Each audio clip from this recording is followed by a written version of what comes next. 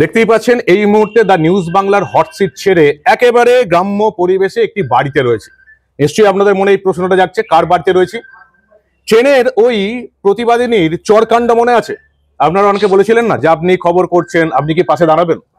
পাশে কতটা দাঁড়াতে পারবো জানি না, কারণ আমি কলকাতায় খবর করি, মেয়েটির বাড়ি মুর্শিদাবাদে।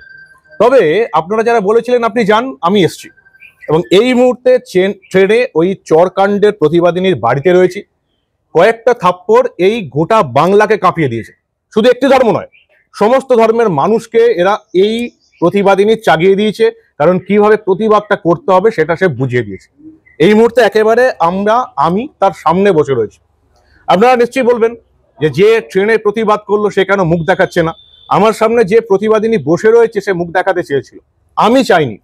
তার কারণ হচ্ছে ওই আপনারা যেটা বলেছিলেন না, আপনি খবর করছেন, আপনি কি দায়িত্ব নেবেন? সত্যি তো, আমি তো দায়িত্ব নিতে পারবো না, কারণ আমি কলকাতায় খবর করি। প্রতিবাদীর খবরটা আপনাদের সামনে নিয়ে আসাটাই আমার কাজ, পাহারা দেওয়াটা তো আমার কাজ নয়। তাই আমি ব্যক্তিগতভাবে তার মুখ আমি আপনাদের দেখাবো না। কিন্তু আমার সামনে যে মেয়েটি বসেছিল, যে কলেজের ছাত্রী, সে কিন্তু আপনাদের সামনে আসতে চেয়েছিল। আমি তার নিরাপত্তার কথা ভেবে আমি অন্তত আমাদের দা নিউজ বাংলার পর্দায় তার মুখটা আপনারা দেখাচ্ছি না। এই মুহূর্তে মুর্শিদাবাদে তার বাড়ির কাছে কি পরিস্থিতি আমি আপনাদের দেখাবো, সেই ভিডিও, কিভাবে পুলিশে তাকে গার্ড করে রাখা হয়েছে এবং তার ছবি ছড়িয়ে দেওয়া হয়েছে। তাই তার নিরাপত্তা যাতে আর বিঘ্নিত না হয় সেজন্য আমি তার ছবি দেখাচ্ছি। কিন্তু আমরা কথা বলতে পারবো, তার বক্তব্য কিন্তু আমি আপনাদের কাছে পৌঁছে দিতে পারবো যে তার বক্তব্যটা কি, সে বাংলার মানুষকে কি জানাতে চায়। একজন কলেজ ছাত্রী, মনে রাখবেন, কলেজে ফার্স্ট সেমিস্টারের পরীক্ষা দেবে, যার দুটো পরীক্ষা সে দিতে পারলো না। শুরু করি। আমার সামনে যাকে আপনারা দেখতে পাচ্ছেন পেছন ফিরে, সেই ট্রেনের প্রতিবাদিনী, যার সামনে এই মুহূর্তে আমি বসে রয়েছি। কয়েকটা থাপ্পড়ে গোটা বাংলার সমস্ত মানুষকে যে জাগিয়ে দিয়েছে, শুধু মুসলিম ধর্ম নয়, এই থাপ্পড়গুলো কিন্তু হিন্দু ধর্মের যারা প্রতিবাদ করে না তাদের গালেও পড়েছে, আমার গালেও পড়েছে, আপনার গালেও পড়েছে। কথা শুরু করি, কথা না বাড়িয়ে। প্রথমেই তো তোমাকে কনগ্রাচুলেশন জানাবো। Thank you. তুমি জানো না তুমি নিজে কি করেছো? শুধু মুসলিম ধর্ম বলে নয়, তুমি হিন্দু ধর্মের যারা প্রতিবাদ করে না তাদের গালেও ওই থাপ্পড়টা পড়েছে। ওই দিনের ঘটনা আমি পরে তো 34 সেকেন্ড দেখলাম। প্রথমে যে ভিডিওটা ভাইরাল হয়েছিল, তুমি মারছো, তোমার মুখ থেকে দু একটা গালিগালাজও শোনা গেছে, এবং যে গালিগালাজ শুনে তোমার ক্যারেক্টার লোকে এখন বিশ্লেষণ করছে। তো এই দিন যখন ঘটনাটা ঘটলো, তুমি কি ইনস্ট্যান্ট ওকে মেরেছিলে? প্রথম কথা হচ্ছে ইনস্ট্যান্ট তো কেউ কাউকে মারতে পারে না। দ্বিতীয় কথা হচ্ছে পাশ থেকে যখন মানুষটা অশুভতমি করছে তখন নিশ্চয় আমি রিয়েলাইজ করতে পারছি যে সে আমার কোনো মানে কিছু একটা করতে চাইছে। সে বারবার সেই স্ক্রিপ্টটা দিতে চেয়েছিল আমাকে, বাথরুমের দিকে নিয়ে যাওয়ার চেষ্টা করছিল, বাজে বাজে কথা বলছিল, সেগুলো শুনেও আমি চুপ ছিলাম। তারপরে যখন দেখছি সে আমাকে ঠেলতে ঠেলতে ঠেলতে আমাকে মানে অর্ধেক পা বার করে দিয়েছে, তাও আমি সেটা মেনে নিয়েছি যে না, মানুষের চাপাচাপি হতেই পারে, বুঝতেই পারে। তারপর আমি যখন ফোনে কথা বলছিলাম মুখটা ঢেকেই, তখন উনি দেখছি ফোনটা বের করে নিজের পা থেকে শুরু করে মুখ থেকে শুরু করে হাতটাও ঘুরে গেল, তখন আমি দেখতে পেয়ে গেলাম তো এ তো আমার ভিডিও করছে। তারপরেও কিন্তু মারিনি। যখন দেখলাম ফোনের দিকে তাকালাম যে হ্যাঁ শিওরে আমার মুখের ভিডিওই করছে, তখন উঠে গিয়ে আমি ওকে এক থাপ্পড় মারলাম যে তুই এটা কেন করলি, আমার পারমিশন নিয়েছিলিস? ও তখন বলছে না আমার ভুল হয়ে গেছে, আমি আর করবো না। আমি বললাম আমার পারমিশন নিয়েছিলিস তুই? আমি তো শুনবো না, তুই আমার পারমিশন ছাড়া তুই অশুভ অশুভ কথা বলবি, সেগুলো আমি কোনোদিনই মেনে নিতে পারবো না।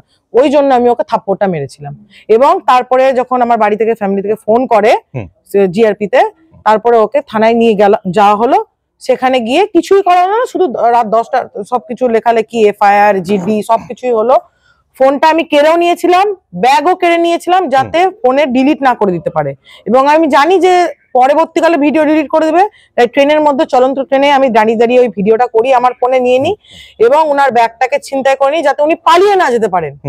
তারপর এবার ওনার যত এভিডেন্স ছিল ওই ব্যাগের মধ্যে, ওইটা নিয়ে আমি আমার ব্যাগে পড়ে পুলিশের কাছে গিয়ে জমা দিই এবং ওখান থেকে আমি বেরিয়ে আসি প্রায় 2.5 ঘন্টা পর। তারপরে রাত্রে এসে তো শুনতেই পাই যে ওনাকে নাকি 10টার দিকে ছাড়িয়ে নিয়ে যাওয়া হয়ে গেছে। এবং মানুষ যেই কথাগুলো মিথ্যা মিথ্যা কথা আমাকে মানে বলছে, সেগুলো তো অবশ্যই খারাপ লাগছে যে একটা মানুষকে। বলো, তুমি কি বরাবরই প্রতিবাদী না ওই দিন ইনস্ট্যান্ট? না, আমি বরাবরই প্রতিবাদী। সেখানে হিন্দু মুসলিম নিয়ে যখন কথাটা হয়েছে, হিন্দু মুসলিমে আমি কোনোদিনই যাইনি, বা ওনার দাড়িও দেখতে চাইনি, বা ওনার পোশাকও দেখতে চাইনি। কারণটা হচ্ছে ওখানে যদি কোনো হিন্দু ছেলে বা হিন্দু বয়স্ক লোক থাকতো, আমি ঠিক চরগুলো ওই রকমই মারতাম, কোনোটাই আলাদা যেত না। এখানে হিন্দু মুসলিম, আর প্রথম কথা যেমন হিন্দু মুসলিম নিয়ে তো আমার ওঠা বসা। আমার কারাটে স্যার, যে আমাকে স্পোর্টস টিচার, এবং আমি যার কাছে কেক শিখেছি, ইভেন আমার রুমমেটও আমার মুসলিম, তারা কি ভিডিওগুলো দেখেনি? তারাও সে আমার মতনই প্রতিবাদ করেছে। তারা কি মুসলিম না? তারা কি ভুল? আসলে মানুষের শিক্ষারও দরকার কিছুটা, সবকিছু না জেনে না শুনে এগুলো বলা উচিত না। আর ঠিক আছে, আমি এখন প্রশাসনেরই এখন সহযোগিতা করছি, প্রশাসনের হাতেই সবটা তুলে দিয়েছি, এখন প্রশাসন সেটাকে হ্যান্ডেল করছে। ভবিষ্যতে যদি এই ধরনের ঘটনা আবার ঘটে, পাশের লোকটিকে কোন ধর্মের মানুষ না দেখে কি তুমি এইরকমই প্রতিবাদ করবে? একদম একদম, আমি প্রথম থেকে যেটা হয়ে এসছে সেটা আমি একদম লাস্ট আমার জীবনের শেষ অবধিও আমি ঠিক এইরকমই থেকে যাব। আমাকে এই জায়গা থেকে কেউ হিলাতে পারবে না। তুমি ক্যারাটে করো? অবশ্যই, আমি karate first dan black belt শিয়ান দেবশেষ মন্ডলের কাছ থেকে আমি শিখেছি, এবং ওনাকে তো অনেক ধন্যবাদ জানাই যে উনিও আমাকে প্রচন্ড ভালোবাসেন, প্রচন্ড সাহস দেন, এবং এভাবেই যুগিয়ে এসছেন। এটাই। দর্শক বন্ধুদের আরেকবার বলে দিই, কেন আমি বলি যে প্রত্যেক মহিলার অন্তত আত্মরক্ষার প্রাথমিক পাঠটা নেওয়া উচিত। আমার সামনে যে প্রতিবাদী মহিলা বসে আছে, সে হচ্ছে ক্যারাটের ব্ল্যাক বেল্ট। এই জন্য আমি আপনাদের বারবার বলি যে আপনাদের মহিলাদের গান শেখাচ্ছেন শেখান, নাচ শেখাচ্ছেন শেখান, আঁকা শেখাচ্ছেন শেখান, কিন্তু সেই সঙ্গে প্রাথমিক প্রতিরক্ষাটা নেওয়াটা অত্যন্ত দরকার। কি বলবে তুমি এই বিষয়ে? এই বিষয়ে বলবো, অবশ্যই যাদের বাড়িতে মেয়ে কি ইভেন ছেলেরাও, যাদের বাচ্চাদের 3 বছর থেকে বয়স, তাদের থেকে একদম শুরু করা হচ্ছে এই প্রশিক্ষণ। ছোট থেকে তাদেরকে গড়ে তোলা হচ্ছে যে কিভাবে সেলফ মানে ডিফেন্সটা করবে। আমি প্রথম থেকে বলবো যে এটা শেখা একদমই উচিত। আমাদের এখনকার রাস্তাঘাট একদমই ভালো না, তার জন্য এটা একদম শেখা উচিত। এই এই ইন্টারভিউ নেওয়ার আগে যখন তোমার সঙ্গে কথা হচ্ছিল, তুমি বলছিলে যে আমার তো ইন্টারভিউ দিতে কোনো অসুবিধা নেই, আমার মুখ দেখাতেও কোনো অসুবিধা নেই। এই কনফিডেন্সটা কেন বলছিলে? কেন? কারণ আমি তো ভুল কিছু করিনি। আমি যদি ভুল করতাম তাহলে নিশ্চয়ই আমি লুকিয়ে লুকিয়ে বেড়াতাম। প্রথমে আমি বলেছিলাম যে আমার কাছে কেন সাংবাদিক কেন আসছে না, যে ভুল তার কাছে গিয়ে বারবার ভুয়ো খবর নেওয়া হচ্ছে। আমি সত্যি আমার সাথে হয়েছে, আমার সাথে কেন কথা বলছেন এরা, আমি এটার জন্য বলেছিলাম যে আমার কাছে কেন এরা আসছে না। দর্শক বন্ধুদের আরো একটা কথা বলে দিই, এই মুহূর্তে যাকে মারা হয়েছে, যে অভিযুক্ত, তার কাছে সাংবাদিকরা পৌঁছে গেছে, কিন্তু যে মেরেছে, বিপ্লবটা যে শুরু করলো, তার কাছে কোনো সাংবাদিক এখনো আসার সাহস পায়নি। আচ্ছা, এই মুহূর্তের পরিস্থিতি তুমি আমাদের দর্শক বন্ধুদের বলো। এই মুহূর্তে তোমার বাড়ি, পরিবার, তোমার পরীক্ষা বন্ধ হয়ে গেছে, 2টো পরীক্ষা দিতে পারো না, কি অবস্থা এখন? পরীক্ষা বন্ধ হয়ে গেছে সেটা তো আমি পরে দেখে নিলাম, সেটা তো প্রশাসন আমাকে সাহায্য করছে অবশ্যই, এবং আমার চারিপাশে পুলিশে গার্ড দেওয়া হয়েছে। প্রচন্ড ভাবে অত্যাচার, মেসেজ এবং ভয়েস কল করা হয়েছে, আমি সেগুলো কোনো কিছু করতে চাইনি। এবং আমার এআই, আমি কেন ভয় করছিলাম যে সে আমার বিনা পারমিশনে করবে, এখন মেটা এআই এর যুগ। আমার ফেসটাকে বাজে বাজে সাইটে লাগিয়ে সেই জিনিসটাকে ভাইরাল করার জন্য আমি ওনাকে 2 থাপ্পড় মেরেছিলাম, যে আপনি এখনকার যুগটা যখন জানেন না, তখন আপনি কেন আমার ভিডিও করলেন? উনি যখন ফোন চালাতে পারেন না, তাহলে ওনার ফোনটা বার করার কি দরকার ছিল? এমন তো না যে ওনার ফোন এসেছিল। যিনি ফোন চালাতে পারবেন না, তিনি ব্যাক ক্যামেরা থেকে ফ্রন্ট ক্যামেরায় কি করে আসবে? নিজের মুখ থেকে ফোকাস করে তোমার মুখে ফোকাস কি করে যাবে? এটা তো প্রত্যেকটা মানুষেরই বোঝা উচিত। অবশ্যই। তো আমার মা বাবা তো নিশ্চয়ই এরকম করবে না, যে আমার মা বাবাও কিন্তু নড়বড়ে ফোনে, তাই বলে আমার মা বাবা কিন্তু ফোনে এদিক ওদিক ভিডিও করে ঘুরে বেড়ায় না, ঠিক আছে? প্রথম কথা। আর দ্বিতীয় কথা, উনি যখন ফোন চালাতেই পারেন না, তাহলে উনি কেন ছোট ফোন ব্যবহার করছেন না? আচ্ছা, তুমি একটা জিনিস খেয়াল করছো কি, জানি না তুমি কতটা খবরের কাগজ বা টিভি দেখেছো, আমি জানি না। সব দেখছি। মুসলিম সমাজ, যদিও ধর্ম আনা একেবারেই উচিত নয়, কারণ একজন অন্যায় করেছে, তুমি তাকে মেরেছো, এবং তুমি বলিয়ে দিয়েছো যে কোনো ধর্মের মানুষই হলে তুমি মারতে, ভবিষ্যতেও তাই করবে। মুসলিম সমাজ এককাট্টা হয়ে গেছে, এটা জানি, কারণ তাদের ওই যে বললাম, দাড়িওয়ালা লোককে তুমি মেরেছো, তারা এককাট্টা হয়ে গেছে। তুমি কি এটা জানো যে তৃণমূলের নারী বাহিনী একেবারে তোমার এগেনস্টে বলতে শুরু করেছে? এমনকি সিপিএম এর যারা প্রতিবাদী নারী আছে, যারা আরজি করে আন্দোলন করলো, তারা চুপ পেয়ে গেছে। দেখুন, এখন জানি না আমি এই ব্যাপারটা যে কি ঘটনা হতে পারে, কোনো কিছুর জন্য তারা আমাকে করছে না। সেই মেয়েটাকে মারা হয়েছিল, সেটা আলাদা ব্যাপার। এখন হয়তো সেই মুসলিম লোকটাকে মেরেছি বলে ওটার জন্যই সরে দাঁড়াচ্ছে, এবং যেহেতু তৃণমূল ব্যাপারটা আসছে, বা বিজেপি, বা আমাকে আরএসএস জঙ্গি বলেও বলা হয়েছে, সেটা আমি কিছু বলবোই না, কারণ আমি সব রকমের খবর রাখছি, এবং আমার এত বাজে বাজে ভিডিও সব আমি মেনে নিয়েছি, কারণ আমি তো ভুল কিছু করিনি। অন্যায় দোষ করেছে, আমি সেটাকে প্রতিবাদ করেছি, ব্যাস এই কথাটাই আমি বলতে চাই।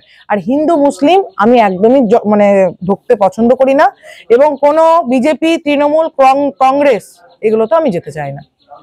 আমি একজন মেয়ে, মধ্যবিত্ত পরিবারের মেয়ে, আমি বাইরে একা যাওয়া আসা করি, আমার যেটা মনে হয়েছে যেটা আমার জন্য সেফ না, তাই আমি প্রতিবাদ করেছি। থ্যাংক ইউ, অনেক ধন্যবাদ। Most welcome. আপনাদের বলেছিলাম যে পাশে হয়তো দাঁড়াতে পারবো না, কিন্তু তার পাশে গিয়ে অন্তত তার বার্তাটা আমি আপনাদের কাছে পৌঁছে দেওয়ার চেষ্টা করব। ভালো করে শুনলেন যে এখানে কোনো ধর্মের কোনো বালাই ছিল না।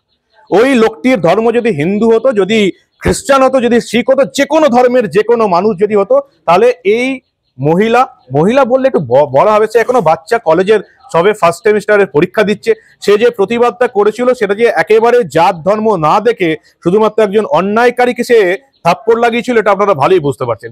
এরপরেও যারা একটা ধর্ম তো এটা এক হয়ে গেছে সেটা মেনে নেওয়া গেল, সেটা স্বাভাবিক ঘটনা। এরপরেও যে সমস্ত তৃণমূলের নারী বাহিনী এর বিরুদ্ধে বলছেন, তাদের এই নিয়ে অন্তত তাদের লজ্জা পাওয়া উচিত। আর যারা আরজি করে কথা বলেছিলেন না, আরজি করে বিভিন্ন বিপ্লবে হয়েছিল, আপনাদের বলেছিলাম যে এই যে আরজি করের বিপ্লব দেখছেন, আরজি কর এত বড় সুপার স্পেশালিটি হাসপাতাল এবং সেখানে যাকে ধরা হয়েছে সিভিক সঞ্জয়, এই প্রতিবাদীদের আপনারা অন্য কোনো আন্দোলনে দেখতে পাবেন না। আজকে সেই প্রমাণ হয়ে গেল। কিন্তু আরজি করে এত মানুষ একজন ডাক্তারের মৃত্যুর প্রতিবাদে নেমেছিল, অথচ বাংলার একজন নারী প্রতিবাদ করলো বলে তার পাশে কিন্তু আজকে কেউ নেই। কারণ শুধুমাত্র এটা প্রমাণ করার চেষ্টা চলছে যে ওই প্রতিবাদী নারী মেয়েটি যাকে মেরেছে সে একজন মুসলিম। একেবারে ভুল প্রচার, সে একজন অপরাধী এবং এই অপরাধীর এরকম ভাবেই শাস্তি পাওয়া উচিত। আর তাই এই প্রতিবাদিনীর পাশে আমি বরাবর আছি। ওই আপনারা জিজ্ঞেস করছিলেন না আপনি কতটা পাশে দাঁড়াবেন, পাশেই দাঁড়াবো। আর শুধুমাত্র এই প্রতিবাদীর নয়, এই পশ্চিমবঙ্গের যারা এভাবে অন্যায়ের প্রতিবাদ করবে তাদের পাশেই দাঁড়াবো, তাদের কথাই আমি আপনাদের সঙ্গে তুলে ধরবো। আপনারা দেখতে থাকুন দা নিউজ বাংলা, কারণ আমরা কোনো ঘটনাই চেপে রাখতে দেব না।